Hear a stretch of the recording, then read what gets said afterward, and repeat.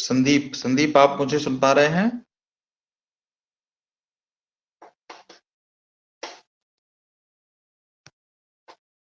संदीप, एक बार आप मुझे रिस्पॉन्स करेंगे तो मुझे पता चलेगा कि आप मुझे सुन पा रहे हैं और फिर हम अपनी क्लास स्टार्ट कर पाएंगे। ओके, ठीक है, चलिए, वेरी गुड। तो संदीप, मेरा नाम मनीष मिश्रा है और आज हम जिस टॉपिक को कंप्लीट करना है या हम जिस टॉपिक को पढ़ने वाले हैं, तो हम सब्जेक्ट जिसको हम पढ़ेंगे वो है बायोलॉजी। ठीक है, तो बायोलॉजी को हम पढ़ेंगे। ओके, ठीक है संदीप। और बायोलॉजी के अंतर्गत हम देखेंगे सेल स्ट्रक्चर। सेल स्ट्रक्चर यानी कि कोशिका संरचना। तो हम कोशिका संरचना पर आज चर्चा करेंगे। ठीक है, ऐसा। चलिए, तो हम आगे बढ़ते हैं और मैं आपको समझाने की कोशिश करता हूं कि कोशिका संरचना क्या होती है। ठीक है, ऐसा। देखिए, सेल स्ट्रक्चर या कोशिका संरचना की हम बात करें तो आपको पता ही होगा। थोड़ा सा मैं आपको बता देता हूं कि कोई भी जीव जो है, जीव के शरीर की सबसे छोटी इकाई जो है उसे हम कोशिका कहते हैं। ठीक है, यानी कि किसी भी जीव के शरीर की सबसे छोटी संरचनात्मक इकाई जो है वो क्या होती है? कोशिका होती है या सेल होती है। संरचना के आधार पर अगर हम बात करें तो संरचना के आधार पर कोशिकाएं कई प्रकार की होती हैं। प्रेरणा, आप आ गई हैं क्लास में? चलिए, ठीक है। तो आज हमारा बायोलॉजी वाला डे है, ठीक है, और आज हम साइंस वाला डे है, तो बायोलॉजी पढ़ने वाले हैं। ठीक है, ऐसा। और सेल स्ट्रक्चर आज का टॉपिक है हमारा, यानी कोशिका संरचना। Okay, good evening. ठीक है, प्रविनेश, भुवनेश, ओके, वेरी गुड। ठीक है, आ जाइए सभी लोग फटाफट। तो हम देखने वाले हैं कोशिका संरचना। ठीक है, okay, good evening, good evening. चलिए, तो देखिए, कोशिका संरचना हम देखने वाले हैं। हमने इसके पहले देखा था कि किसी भी जीव के शरीर के जो सबसे छोटी कार्यात्मक इकाई होती है उसे कोशिका कहा जाता है या सेल कहा जाता है। ठीक है, तो कोई भी ये जो कोशिका हैं, ये सेल्स हैं, ये आकार की दृष्टि से अगर हम देखें तो कई प्रकार की होती हैं। जैसे अगर हम बात करें, कुछ कोशिकाएं बेलनाकार होती हैं। कैसी होती हैं? सिलेंडर फॉर्म में होती हैं, जिसको हम कहते हैं बेलनाकार कोशिकाएं। बेलनाकार कोशिकाएं आप सब लोग समझ रहे हैं, मतलब देखो इस आकार की, ऐसे करके। तो इस तरीके की जो ये कोशिकाएं होती हैं उसे हम क्या कहते हैं? बेलनाकार कोशिका कहा जाता है। कुछ कोशिकाएं अंडाकार होती हैं, यानी कि ओवल की शेप की होती हैं, एग की शेप की होती हैं। ठीक है, अंडाकार कोशिकाएं होती हैं, यानी कि इस तरीके की आपको कोशिकाएं दिखाई देती हैं। ठीक है, ऐसा। कुछ कोशिकाएं गोलाकार होती हैं। कैसी होती हैं? गोलाकार। गोलाकार का मतलब क्या हुआ कि इनका आकार जो है वो बिल्कुल ऐसा गोल होता है, सराउंडिंग होता है, तो उसको हम क्या कहते हैं? गोलाकार कोशिकाएं कहा जाता है। ठीक है, ऐसे करके। इसके अलावा कुछ कोशिकाएं लंबवत होती हैं। कैसी होती हैं? लंबवत होती हैं, ऐसे करके। खड़ी आकार की होती हैं। कैसी होती हैं? ऐसी खड़ी आकार की भी होती हैं। ठीक है, कोशिकाएं। तो इस तरीके से हम देखते हैं, आकार के दृष्टिकोण से अगर हम बात करें तो कोशिकाएं कई आकार की हमें देखने को मिल जाती हैं। ठीक है, ऐसा करके इन्हीं के ही हम आकार को समझेंगे। देखिए, कोशिकाओं का आकार कैसा ही हो उससे कोई फर्क नहीं पड़ता है। उनमें उपस्थित जो कोशिकांग होते हैं वो लगभग लगभग सभी में एक जैसे ही होते हैं। कैसे होते हैं? एक जैसे ही होते हैं। अगर हम किसी कोशिका को बात करें तो सभी कोशिकाओं में मुख्य रूप से 3 अंग पाए जाते हैं। कितने होते हैं? 3 अंग पाए जाते हैं। वो कौन कौन से होते हैं हम तुम उसको समझते हैं। तो जैसे फॉर एग्जाम्पल के लिए ये एक कोशिका है। ठीक है, ऐसा।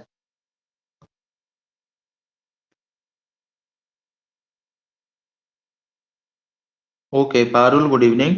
टॉपिक का है, आज का नाम है सेल स्ट्रक्चर, कोशिका संरचना।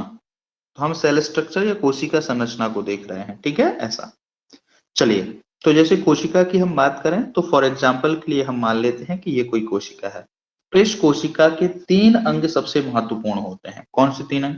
और ये सभी कोशिकाओं में पाए जाते हैं, जिसमें सबसे पहले सबसे ऊपर वाली लेयर होती है, ये वाली लेयर होती है। सबसे ऊपर वाली, जिसको हम कहते हैं कोशिका झिल्ली। क्या कहते हैं दोस्तों? कोशिका झिल्ली।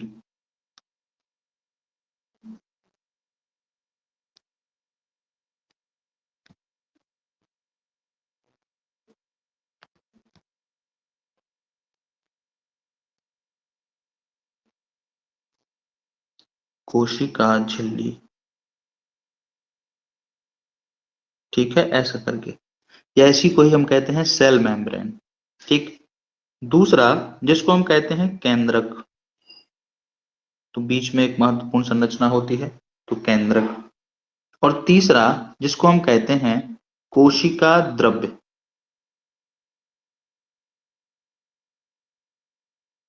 कोशिका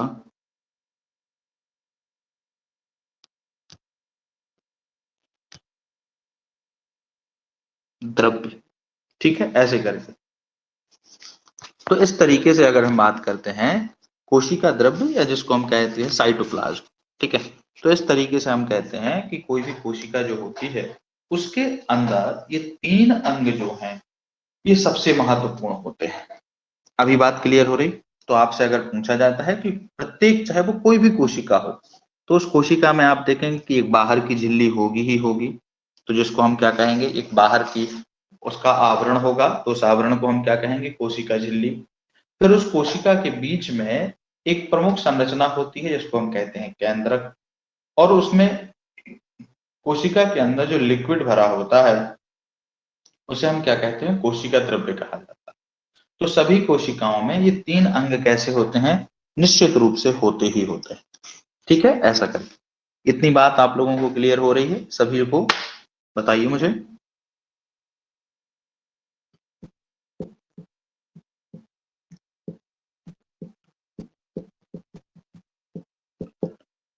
क्यों भाई, क्लियर हो रही है कि नहीं? इतना सन्नाटा क्यों है?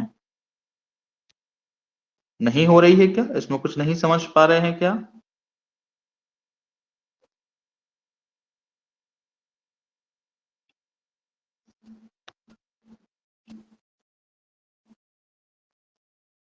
ओके, ठीक है, ओके, ठीक है, ठीक है, ठीक है। चलिए आगे हम बढ़ते हैं। अभी देखिए, आगे हम देखेंगे, एक एक करके इसको समझने की कोशिश करेंगे। सबसे पहले हम किसकी चर्चा करेंगे? तो कोशिका झिल्ली की, यानी कि सेल मेम्ब्रेन की। तो हम बात करते हैं कोशिका झिल्ली। अब ये होती क्या है? ठीक है, तो कोशिका,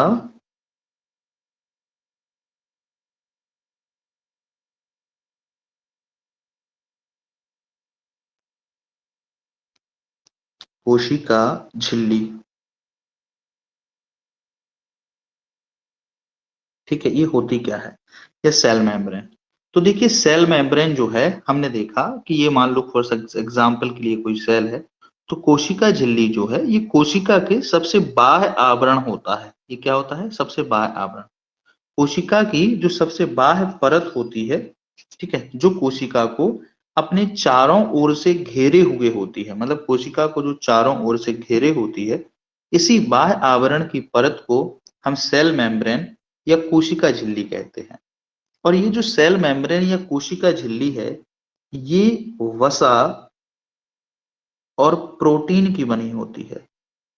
किसकी बनी होती है? वसा और प्रोटीन की बनी होती है।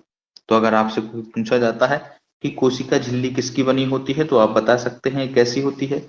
वसा और प्रोटीन की बनी होती है। और बहुत पतली झिल्ली होती है। ये कैसी होती है? बहुत पतली मेम्ब्रेन होती है, परत होती है, जो कैसी होती है? बहुत पतली होती है। इतनी पतली होती है कि ये झिल्ली बेसिकली अर्ध पारगम्य होती है। कैसे होती है? अर्ध पारगम्य। ठीक है। अब ये अर्ध पारगम्य दोस्तों क्या होता है? अर्ध पारगम्य का मतलब होता है, अंग्रेजी में इसको हम कहते हैं सेमी पेरिएबल मेम्ब्रेन। ठीक है, ऐसे करके। सेमी पेरिएबल मेम्ब्रेन का मतलब होता है कि ऐसी मेम्ब्रेन जिसमें से पदार्थों के कुछ कण जो हैं वो मेम्ब्रेन के अंदर जा सकें और अंदर से बाहर आ सकें, ऐसे करके। तो ऐसी मेम्ब्रेन को हम क्या कहते हैं? सेमी पेरिएबल मेम्ब्रेन कहा जाता है। ठीक है, या फिर जिसको हम कहते हैं अर्ध पारगम्य झिल्ली कहा जाता है। ठीक है, बहुत पतली मेम्ब्रेन होती है ये। अगर आप लोगों को सेमी पेरिएबल मेम्ब्रेन देखनी हो, कहने का मतलब ये है कि देखो, जैसे जो कोशिका के वो पदार्थ जो उसके काम के नहीं बचे हैं, वो इस झिल्ली से बाहर निकालने में ये काम करती है और अनावश्यक पदार्थों को बाहर से अंदर से बाहर आने में रोक लेती है। दूसरा, जो पदार्थ कोशिका के लिए आवश्यक हैं, वो इन्हें बाहर से अंदर भेजने के लिए सक्षम होती है। सभी को नहीं, जो आवश्यक हैं।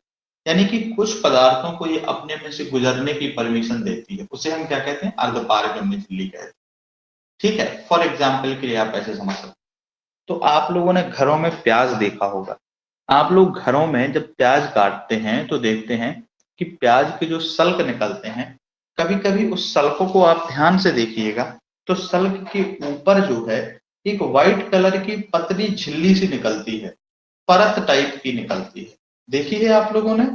कभी कभी वो परत टाइप की जो निकलती है, तो वो जो परत होती है वो सेमी पेरिएबल मेम्ब्रेन होती है, अर्धपारगम्य झिल्ली होती है ना? बिल्कुल दीपेंद्र, ऐसा करके।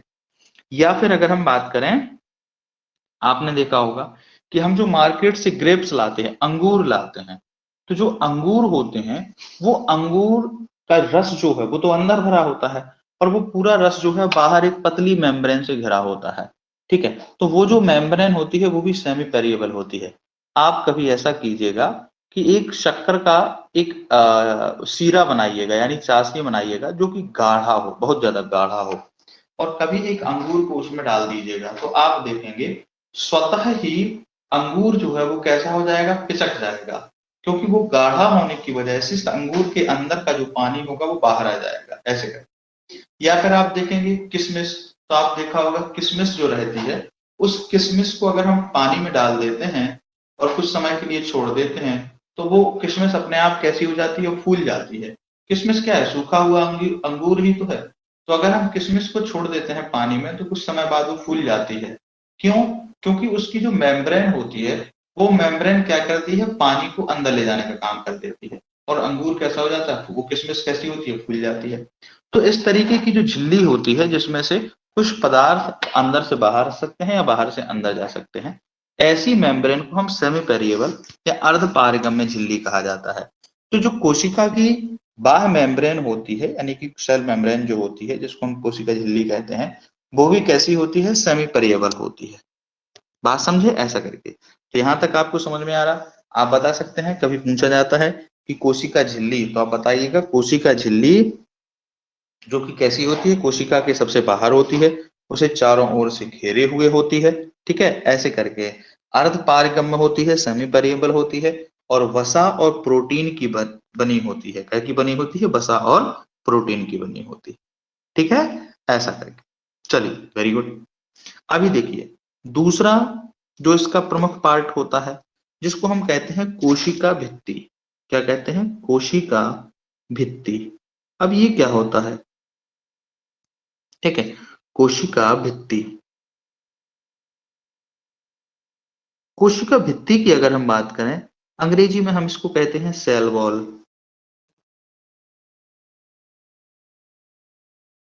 ठीक है, सेल वॉल। तो कोशिका भित्ति या सेल वॉल जो है, ये सामान्यतः प्लांट सेल में होते हैं। किसमें होते हैं? Plant cell. यानी कि जो पादप कोशिकाएं होती हैं, जो कि पौधों में कोशिकाएं पाई जाती हैं, उनकी कोशिकाओं में सेल मेम्ब्रेन के बाहर एक मोटी दीवार होती है। क्या होती है? मोटी दीवार होती है, इसलिए हमने इसको वॉल कह के संबोधित किया है।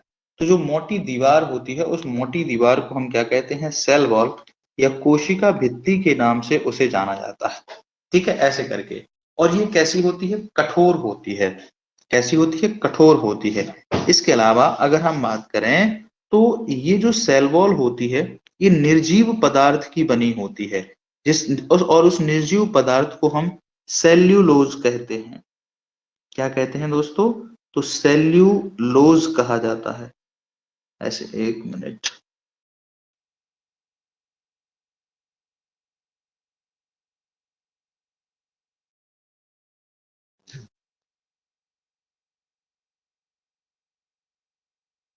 सेल्यूलोज। तो जो सेल वॉल होती है वो सेल्यूलोज की बनी होती है। ठीक है, ऐसे करके। और इस तरीके से हमें देखने को मिल जाता है। चूंकि ये निर्जीव पदार्थ होता है इसलिए बड़ा हार्ड होता है, मोटा होता है। और यही कारण आपने देखा होगा कि जो प्लांट होते हैं वो कठोर होते हैं, यानी कि प्लांट के जो तने होते हैं वो तने कैसे होते हैं, कठोर होते हैं, क्योंकि उनमें जो सेल्स होती है उस सेल्स में क्या पाया जाता है, सेल वॉल पाई जाती है। ठीक है, ऐसे करके। लेकिन सेल वॉल पाई जाती है तो इसका मतलब ये नहीं है कि उसमें सेल मेम्ब्रेन नहीं पाई जाती है, बिल्कुल पाई जाती है। उसी सेल मेम्ब्रेन को सुरक्षा देने के लिए ये क्या होते हैं, सेल वॉल होते हैं, ताकि चूंकि प्लांट को देखिए बाहर रहना होता है, आप देखते हैं कि धूप रहती है उनके ऊपर, इतनी तेज हवा में खड़े रहते हैं, ठीक है, पानी बाढ़ सब कुछ जो है, धक्का मुक्की, लोग उन्हें कितना क्षति पहुंचाते हैं, उसके बावजूद भी प्लांट्स को कुछ नहीं होता है। क्यों नहीं होता है, क्योंकि उनकी जो कोशिका भित्ति है वो मोटी होती है। ठीक है, और इसीलिए मोटी होती है क्योंकि भाई पता है कि इनको कहाँ रहना है, बाहर रहना है। ठीक है, ऐसे करके। इसीलिए ऐसे प्लांट जो होते हैं उनकी सेल मतलब जो प्लांट्स होते हैं उनमें जो कोशिकाएं पाई जाती हैं, उन कोशिकाओं के बाह्य आवरण को हम सेल वॉल कहते हैं, जो या फिर जिसको हम कोशिका भित्ति के नाम से जानते हैं, और वो सेल्यूलोज के बने होते हैं। ठीक है, और ये सेल्यूलोज से बने होने की वजह से ये कोशिका झिल्ली को आघातों से बचाने का काम करते हैं। ठीक है, ऐसे करके। तो इतनी बात क्लियर हो रही है आप लोगों को?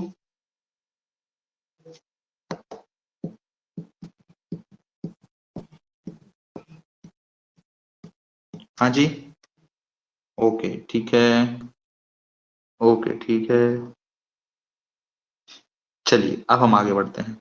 अभी देखिए, इसके बाद तीसरा प्रमुख जो नहीं, जो इसमें एक प्रमुख पार्ट है जिसको हम कहते हैं केंद्रक। क्या कहते हैं, केंद्रक, या न्यूक्लियस के नाम से जाना जाता है उसको। ठीक है, केंद्रक, बड़े ध्यान से पढ़िएगा। केंद्रक या इसको हम कहते हैं न्यूक्लियस।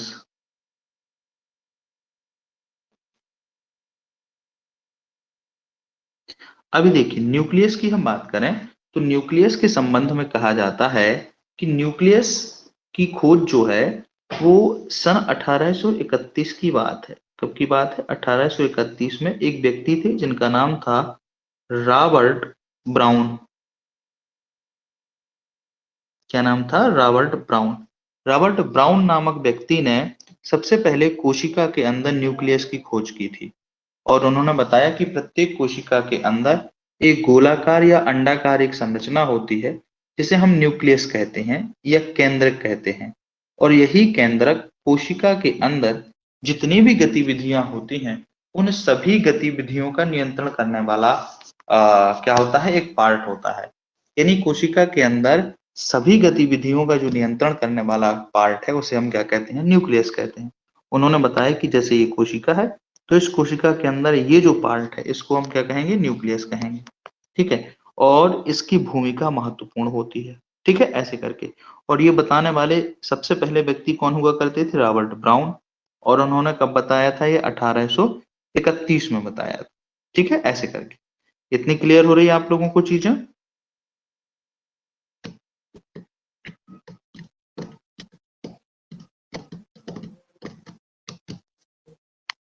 ओके ठीक है, वेरी गुड।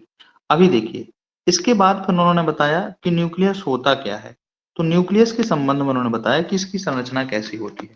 उन्होंने बताया बताया कि किसी कोशिका के अंदर, जैसे ये न्यूक्लियस है, मतलब ये कोशिका है और उसके अंदर ये वो न्यूक्लियस है, तो उन्होंने बताया ये जो न्यूक्लियस है ये भी एक पतली मेम्ब्रेन से घिरा रहता है। इसकी जो बाह्य मेम्ब्रेन होती है, परत होती है, वो एक पतली मेम्ब्रेन होती है जिसको हम केंद्रक कला कहते हैं। क्या कहते हैं दोस्तों, केंद्रक कला। ठीक है, या फिर हम इसी को कहते हैं न्यूक्लियर मेम्ब्रेन।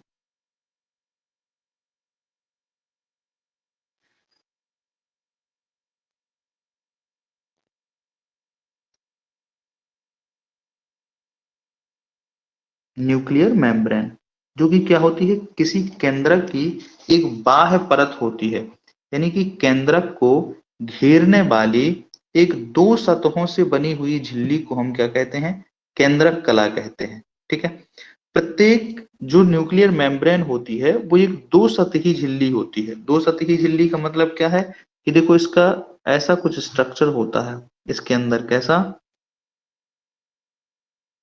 इस तरीके से।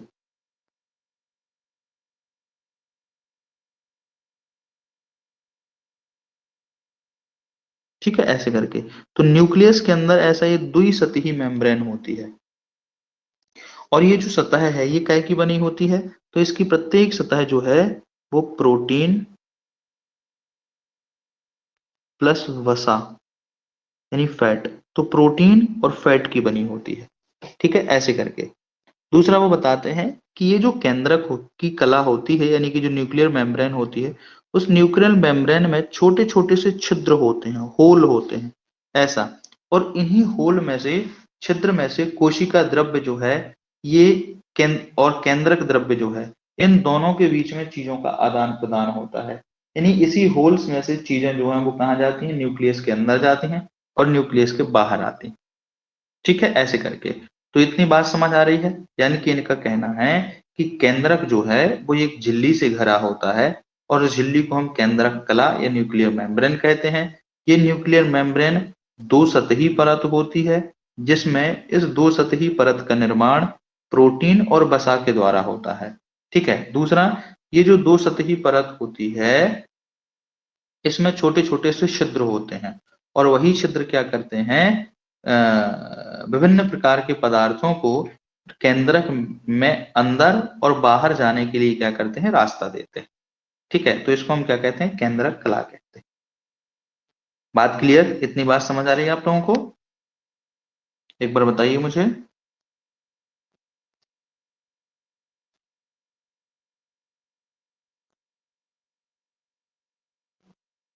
हाँ जी, आ रही कि नहीं? ओके, प्रेरणा ठीक है, पारुल ठीक है, ओके, वेरी गुड। अभी देखिए, ये कहते हैं कि ये जो केंद्रक कला है, यानी कि कोशिका झिल्ली है, ये तो चलो है ही है। अब प्रत्येक केंद्रक, जैसे ये केंद्रक है, तो ये केंद्रक, ये तो कोशिका झिल्ली हो गई। अब इस केंद्रक के अंदर वो कहते हैं एक लिक्विड भरा होता है। क्या भरा होता है? ऐसा फ्लूइड जो है, ये लिक्विड भरा रहता है, फ्लूइड भरा रहता है। ठीक है, जिसको हम कहते हैं केंद्रक द्रव्य, जिसको हम क्या कहते हैं, केंद्रक द्रव्य कहते हैं। ठीक है, ये जो केंद्रक द्रव्य है इसी को हम कहते हैं न्यूक्लियोप्लाज्म के नाम से जाना जाता है। अंग्रेजी में हम इसे क्या कहते हैं, न्यूक्लियोप्लाज्म।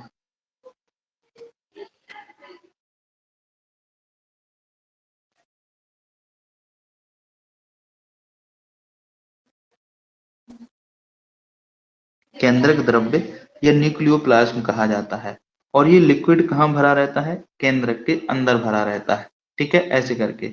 ये जो लिक्विड केंद्रक के अंदर भरा रहता है, यानी न्यूक्लियोप्लाज्म जो भरा रहता है, इसमें क्या क्या होता है, तो वो कहते हैं कि इसमें प्रोटीन होता है।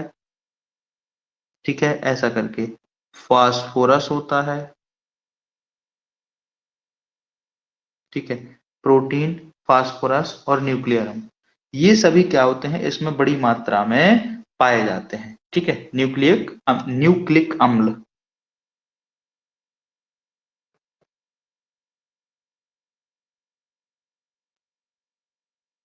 न्यूक्लिक अम्ल, ये सभी किसमें होते हैं, तो न्यूक्लियस के अंदर जो केंद्रक होता है, उस केंद्रक की में इस तरीके के ये पदार्थ जो हैं वो उपस्थित होते हैं। ठीक है, ऐसे करके।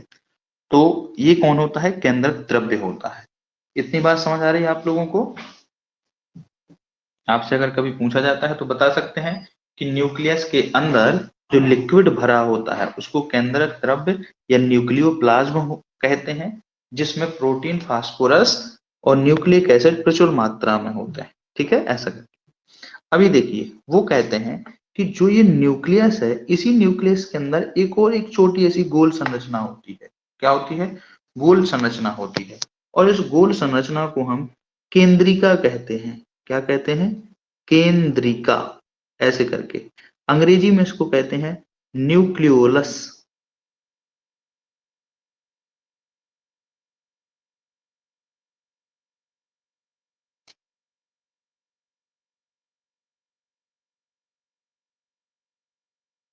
न्यूक्लियोलस के नाम से क्या होता है, ये जाना जाता है। तो केंद्रक के अंदर, ये केंद्रक है बाहर वाला, और इसके अंदर ये क्या है, एक छोटी सी संरचना होती है, जिसको हम क्या कहते हैं, न्यूक्लियोलस। एक गोलाकार संरचना होती है, जिसे हम केंद्रिका कहते हैं। ठीक है, ऐसे करके। और ये केंद्रिका क्या करती है, तो मुख्यतः इस केंद्रिका के 3 काम होते हैं। पहला काम होता है आरआरएनए का बनाना। किसको बनाना, आरआरएनए। अब ये क्या होता है, इसको हम आगे पढ़ेंगे, राइबोसोमल आरएनए। ठीक है, इसको हम आगे पढ़ेंगे। तो आरआरएनए का संश्लेषण करने में ये महत्वपूर्ण भूमिका अदा करती है। दूसरा अगर हम बात करें, तो ये जो केंद्रिका में बने आरएनए होता है, सॉरी, केंद्रिका में बना आरएनए जो है, आरएनए जो है इसको दूसरे स्थान में ले जाने में मदद करता है। ठीक है, और तीसरा काम इसका क्या होता है, यहाँ राइबोसोम इकट्ठे होते हैं। कौन इकट्ठा होता है, राइबोसोम। अब ये राइबोसोम क्या होते हैं, जब हम इसके अन्य अंग पढ़ेंगे तो उसमें देखेंगे।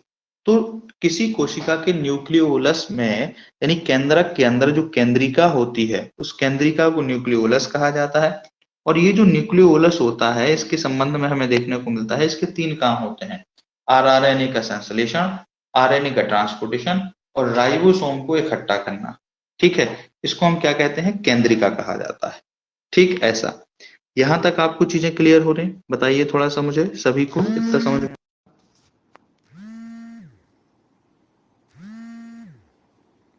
हाँ जी, इतना समझ में आ रहा है सभी को?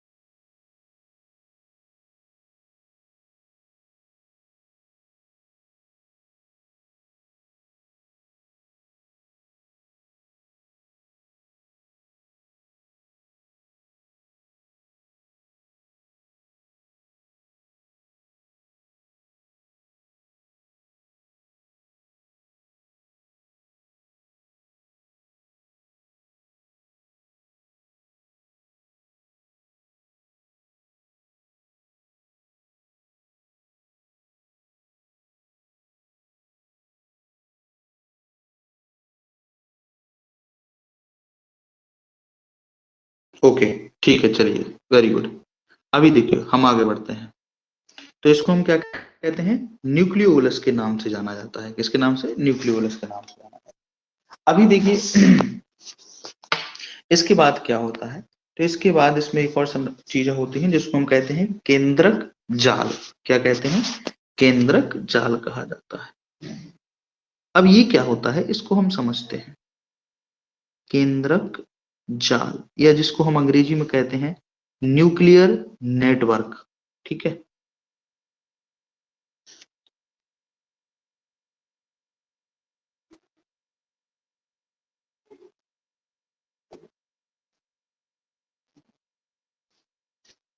केंद्रक जाल या न्यूक्लियर नेटवर्क, ये क्या होता है, तो देखिए क्या होता है, जैसे ये जो केंद्रक है, इस केंद्रक के अंदर क्या होता है कि लिक्विड भरा होता है।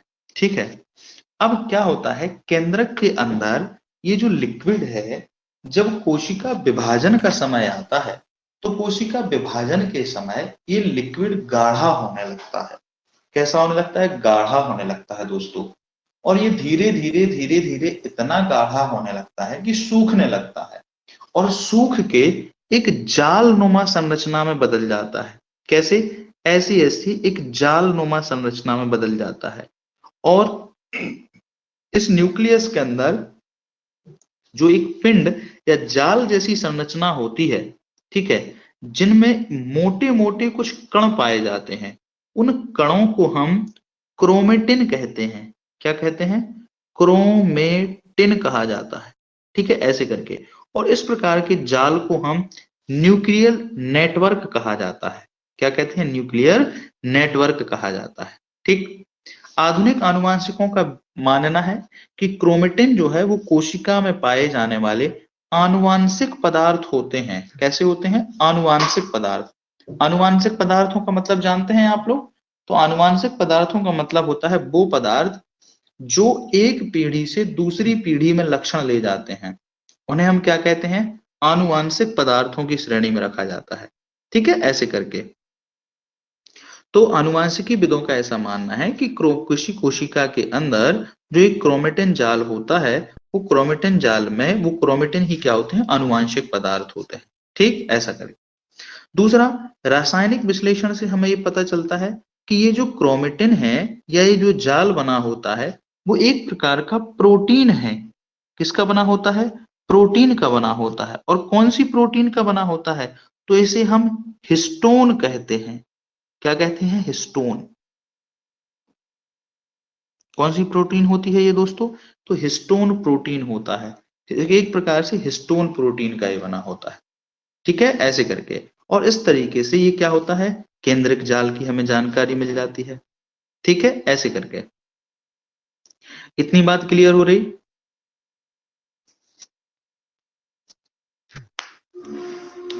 इतनी बात क्लियर हो रही है आप लोगों को? यानी कि केंद्रक के अंदर जो जाल होता है एक, उसी जाल के टुकड़ों को हम क्रोमेटिन कहते हैं। और ये जो क्रोमेटिन होता है वो आनुवांशिक पदार्थ होता है, जो कि माता पिता से लक्षण कहाँ लेके जाता है? बच्चों में लेके जाता है। ठीक है। दूसरा, ये जो क्रोमेटिन जाल है ये प्रोटीन का बना होता है। कौन सी प्रोटीन का? हिस्टोन प्रोटीन का बना होता है। ठीक है, ऐसे करके। और यही जो टुकड़े होते हैं, इन्हीं टुकड़ों के अंदर जो है वो दो प्रकार के पदार्थ पाए जाते हैं। कौन से पदार्थ पाए जाते हैं? तो एक जिसको हम कहते हैं डीएनए, और दूसरा जिसको हम कहते हैं आरएनए। क्या कहते हैं? डीएनए और आरएनए कहा जाता है। बात समझे? ऐसे करें। अभी देखिए क्या होता है, हम आगे बढ़ते हैं। ये जो कोशिका, ओके ठीक है, ये जो केंद्रक होता है, इस केंद्रक के अंदर ये जो जाल पाया जाता है ऐसा ऐसा करके, ये जाल आगे जाके धीरे धीरे जब कोशिका विभाजन का समय आता है, तो कोशिका विभाजन के समय में ये टूटता है। ये क्या होता है? टूटता है। और जब कोशिका विभाजन के समय में ये टूटता है, तो प्रत्येक जीव की प्रत्येक कोशिका में ये जो टूटेगा तो निश्चित संख्या में टूटता है। कैसा टूटता है? निश्चित संख्या में। मतलब इसमें ऐसा नहीं है कि कहीं से भी टूट जाए, ऐसा नहीं होता है। तो ये निश्चित संख्या में टूटता है। और जो ये मोटे मोटे धागों के रूप में सिकुड़ कर टूटता है, इन टूटे हुए हिस्सों को ही हम गुणसूत्र कहते हैं। इन टूटे हुए हम हिस्सों को क्या कहते हैं? तो सॉरी, हम इन्हें गुणसूत्र कहते हैं। ठीक है, या अंग्रेजी में हम इनको क्रोमोसोम कहते हैं। ठीक है। प्रत्येक जाति के जितने भी जीव हैं, उन सभी जीवों में क्रोमोसोमों की संख्या निश्चित होती है। जैसे कि अगर हम बात करें मानव, तो मानव में जो क्रोमोसोम होते हैं उसके 23 जोड़े होते हैं। 23 जोड़े यानी कि आपके 46 क्रोमोसोम होते हैं। तो प्रत्येक मानव की कोशिका में जो है वो कितने क्रोमोसोम पाए जाएंगे? 46 क्रोमोसोम पाए जाएंगे। 23 जोड़े होते हैं। ठीक है, इसी प्रकार से। इसके अलावा जैसे अगर हम बात करें चिंपांजी, ठीक है, तो चिंपांजी की जो कोशिकाएं होती हैं उसमें 24 जोड़ी क्रोमोसोम होते हैं। 24 जोड़ी मतलब टोटल क्रोमोसोम कितने हो गए? 28। ठीक है, ऐसे सॉरी 48। ठीक है। इसके अलावा जैसे बंदर, कौन होता है? बंदर। तो बंदर की कोशिकाओं में क्रोमोसोम के 21 जोड़े होते हैं। 21 जोड़े मतलब टोटल क्रोमोसोम कितना होगा? 42। ऐसा। तो अलग अलग जीवों में प्रत्येक कोशिका में जो क्रोमोसोम की संख्या है वो कैसी होती है? निश्चित होती है, फिक्स होती है। ठीक है, ऐसे करके मानव है, चिंपांजी है, बंदर है, सभी में।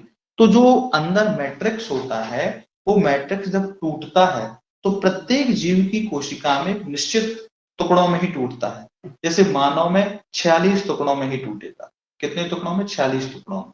और जब 46 टुकड़ों में टूटता है और फिर एक दो दो का पेयर बन जाता है, तो जो दो दो का पेयर बनता है तो उस पेयर को हम क्या कहते हैं? एक क्रोमोसोम कहते हैं। ऐसे करते। ठीक है। और इस तरीके से 46 टोटल क्रोमोसोम होंगे और 23 जोड़े होंगे उसके अंदर। ठीक है, ऐसा करके। इतनी बात समझ आ रही है आप लोगों को? सभी को बताइए मुझे।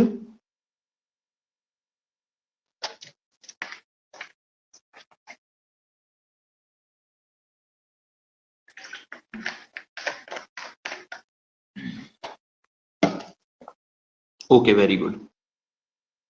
अभी देखिए क्या होता है कि जो क्रोमोसोम है वो क्रोमोसोम कैसा होता है अपन एक बार उसको समझते हैं। तो देखिए ऐसी संरचना होती है उसकी, सॉरी,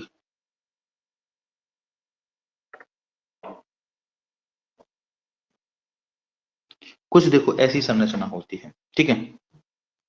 ये जो क्रोमोसोम होता है, इसका जो ये बीच वाला हिस्सा है, ठीक है, इस बीच वाले हिस्से को, इस पूरे को हम क्या कहते हैं, क्रोमोसोम। क्या कहते हैं, क्रोमोसोम। आप ऐसे समझो, या गुणसूत्र, हिंदी में हम इसे क्या कहते हैं, गुणसूत्र कहते हैं, या फिर इसे हम कहते हैं क्रोमोसोम।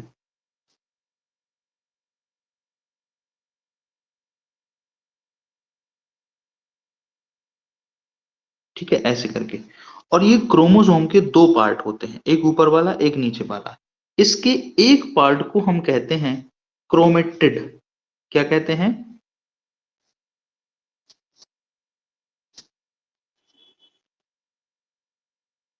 सॉरी, माफ कीजिएगा, इसको हम कहते हैं क्रोमोनिमेटा। क्या कहते हैं, क्रोमोनिमेटा।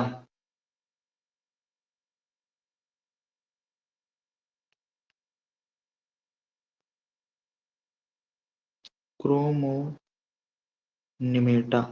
और ये दो क्रोमोनिमेटा जहां आपस में मिलते हैं, इस बीच वाले बिंदु को हम कहते हैं सेंट्रोमियर। क्या कहते हैं, सेंट्रोमियर। सेंट्रोमियर कहा जाता है, ठीक है, ऐसे करके। ये बीच वाले हिस्से को हम सेंट्रोमियर कहते हैं, ठीक है, ऐसे करके। तो इतनी बात आप लोगों को समझ में आ रही है,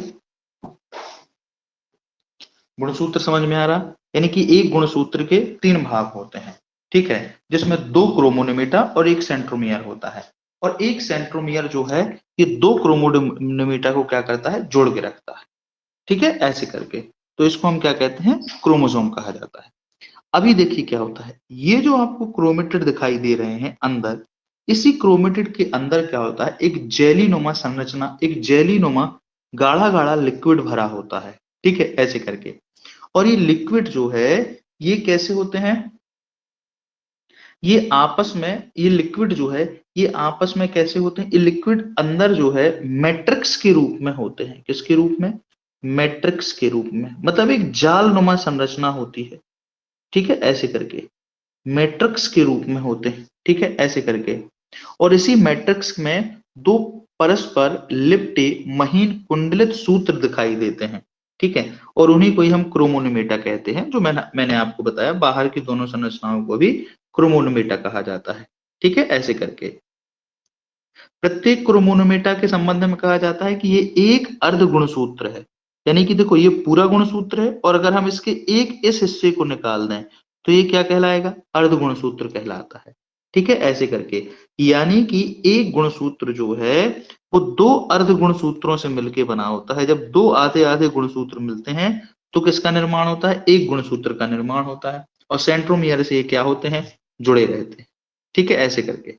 अभी देखिए क्या होता है, ये जो हमें क्या दिखाई दे रहा था, ये जो क्रोमोसोम दिखाई दे रहा था, इस क्रोमोसोम के अंदर ये जो पार्ट होता है, इसमें छोटे छोटे से कण होते हैं। इसके अंदर जो जाल होता है, उस जाल के ऊपर ऐसे छोटे छोटे से कण होते हैं। उन कणों को जीन कहा जाता है। उन कणों को हम क्या कहते हैं, जीन कहा जाता है, ठीक है, ऐसे करके।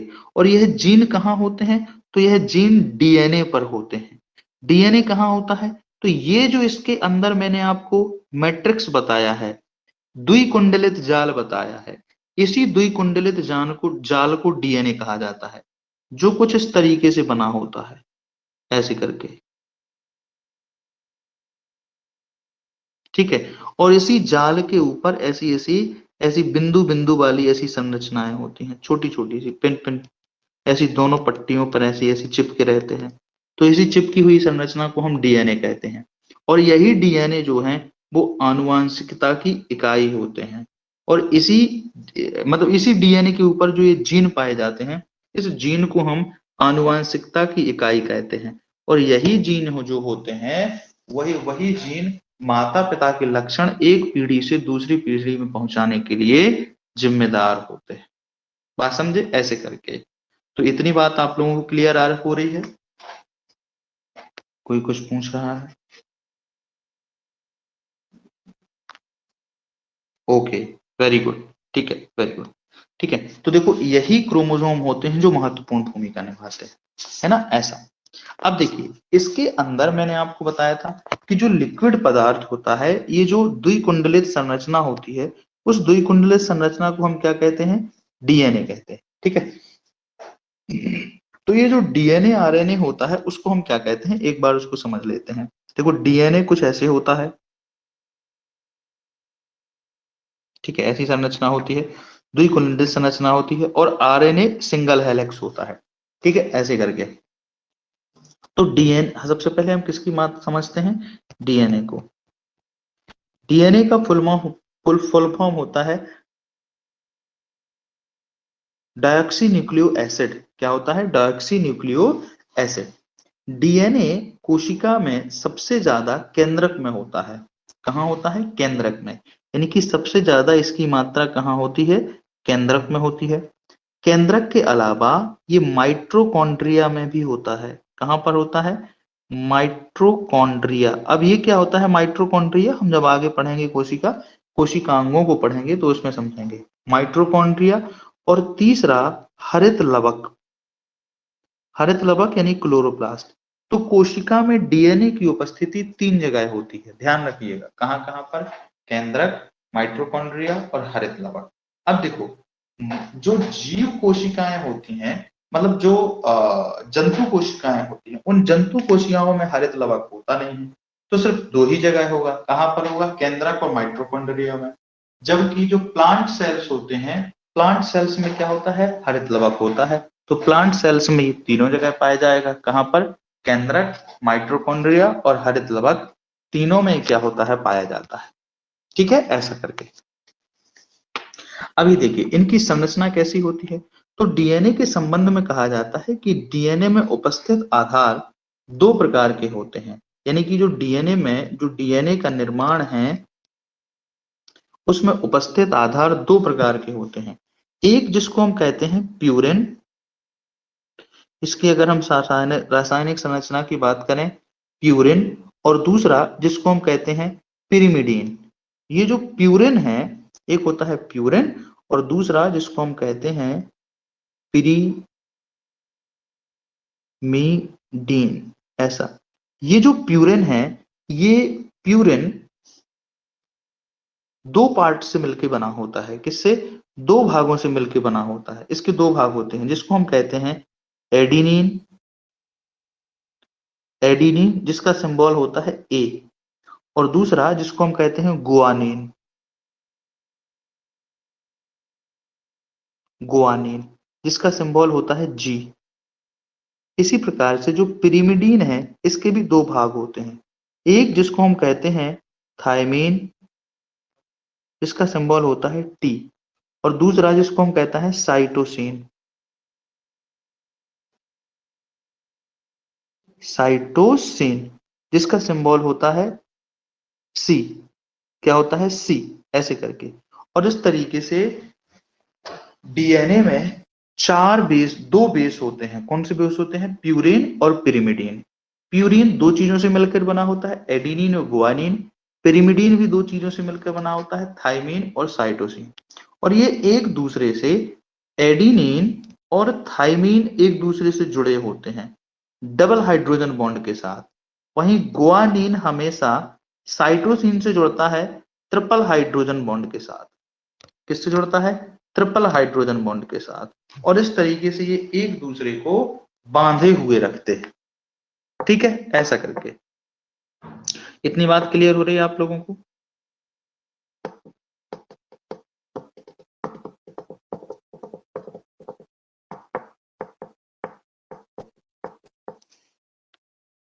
ओके, ठीक है प्रेरणा, ठीक है बारुल,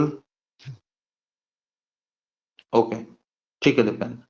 तो चलिए इस तरीके से हमें पता चलता है ये डीएनए क्या होता है, एक दूसरे से हमें इसकी रासायनिक संरचना देखने को मिल जाती है। अब डीएनए होता क्या है, बनता कैसे, इसका आकार के बारे में अगर हम बात करें तो डीएनए के बारे में सबसे पहले 1953 की बात है, की बात है 1953। 1953 में एक व्यक्ति थे जिनका नाम था वाटसन और क्रिक। वाटसन और क्रिक नामक व्यक्ति जो हुआ करते थे, इन्होंने ही डीएनए का डबल हेलिक्स मॉडल सबसे पहले बताया था। कब? 1953 में। इन्होंने ही बताया था कि भैया डीएनए ऐसा होता है, डबल हेलिक्स मॉडल है, द्विकुंडलित संरचना होती है। और ये बताने के लिए इन्हें सन 1962 में एक पुरस्कार मिला था। कौन सा? नोबेल पुरस्कार मिला था। इन्हें चिकित्सा के क्षेत्र का नोबेल पुरस्कार दिया गया था। कब? 1962 में। क्यों? क्योंकि इन्होंने क्या बताया था कि डीएनए जो है उसका डबल हेलिक्स मॉडल प्रस्तुत किया था। इसके अलावा उन्होंने ये भी बताया कि डीएनए का कार्य जो है वो सभी आनुवांशिक क्रियाओं का संचालन करना है, ठीक है। और माता अब सभी आनुवांशिक लक्षणों को पेरेंट से कहां तक? बच्चों में पहुंचाने का कार्य जो है वो किसका होता है? डीएनए का होता है, ठीक है, ऐसे करके। और इस तरीके से उन्होंने ये चीजें बतलाने की कोशिश की थी, ठीक है, ऐसा करके। तो ये बात आपको यहां तक समझ में आ रही है सभी को?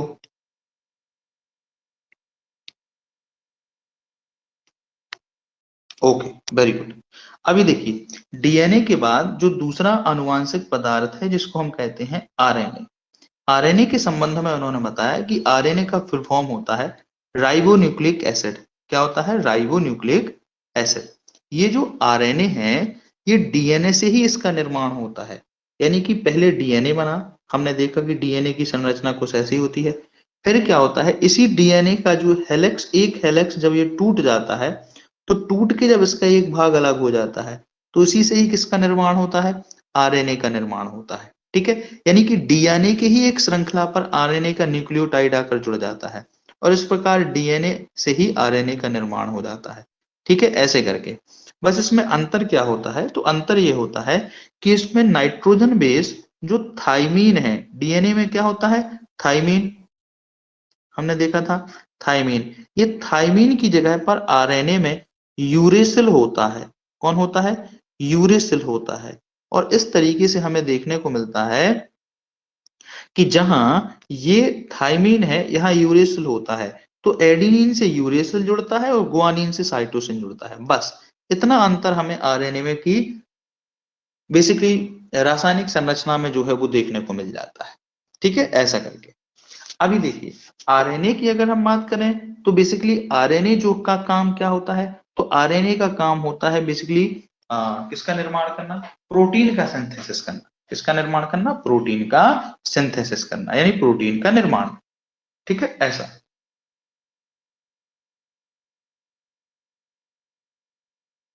ठीक है, यहां तक आप लोगों को चीजें क्लियर हो रही सभी को?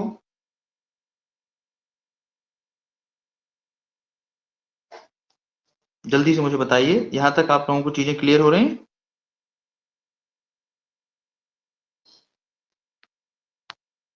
ओके, ठीक है। अभी देखिए जो ये आरएनए है, यानी आरएनए है, ये तीन प्रकार के होते हैं। कौन कौन से? एक जिसको हम कहते हैं यहां पर आरआरएनए, आरआरएनए, ठीक है। ये क्या होता है? आरआरएनए का मतलब होता है राइबोसोमल आरएनए। ये सामान्यतः राइबोसोम पर लगे होते हैं और ये प्रोटीन संश्लेषण में सहायक होते हैं। कैसे? प्रोटीन संश्लेषण में। आप ये मान के चलो कि मनुष्य की मतलब कोशिका के अंदर जितना राइबोसोम निर्मित होता है वो पूरे राइबोसोम का 80% भाग ये आरआरएनए का होता है। किसका होता है? आरआरएनए का होता है। और किसी कोशिका में जो उपस्थित कुल आरएनए है उसका कुल आरएनए का भी 80% भाग आरआरएनए का होता है, ठीक है, ऐसे करके। दूसरा जिसको हम कहते हैं टीआरएनए, क्या होता है? टीआरएनए। टीआरएनए का मतलब होता है ट्रांसफर आरएनए। इसका काम होता है प्रोटीन के संश्लेषण में एमिनो एसिड का ट्रांसफर करना। अभी एमिनो एसिड क्या होता है दोस्तों? तो एमिनो एसिड जिससे प्रोटीन का निर्माण होता है। हमारी बॉडी में 20 प्रकार के अमीनो एसिड होते हैं, जो 10 प्रकार के अमीनो एसिड हमारी बॉडी में ही बनते हैं, 10 प्रकार से हम बाहर से लेते हैं खाने में, ठीक है। तो ये अमीनो एसिड का ट्रांसपोर्टेशन करने का काम किसका होता है? आरआरएनए, टीआरएनए का होता है। और तीसरे प्रकार का आरएनए होता है जिसको हम कहते हैं एमआरएनए। क्या कहते हैं? एमआरएनए। एमआरएनए का मतलब होता है मैसेंजर आरएनए। ठीक है।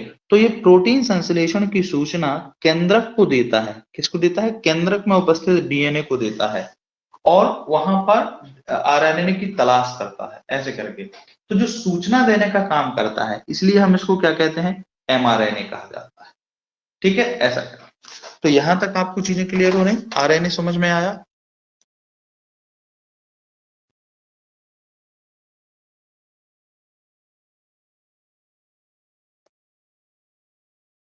हाँ जी, थोड़ा सा एक बार बताइए ना। ओके, ठीक है दोस्तों, चलिए, वेरी गुड। तो देखिए, आज की क्लास का टाइमिंग जो है वो हमारा हो गया है, तो फिर आज की क्लास हम यहीं पर ओवर करते हैं। ठीक है, इसकी पीडीएफ जो है वो आपको स्टडी मटेरियल में मिल जाएगी, आप वहां से क्या कर सकते हैं? देख सकते हैं।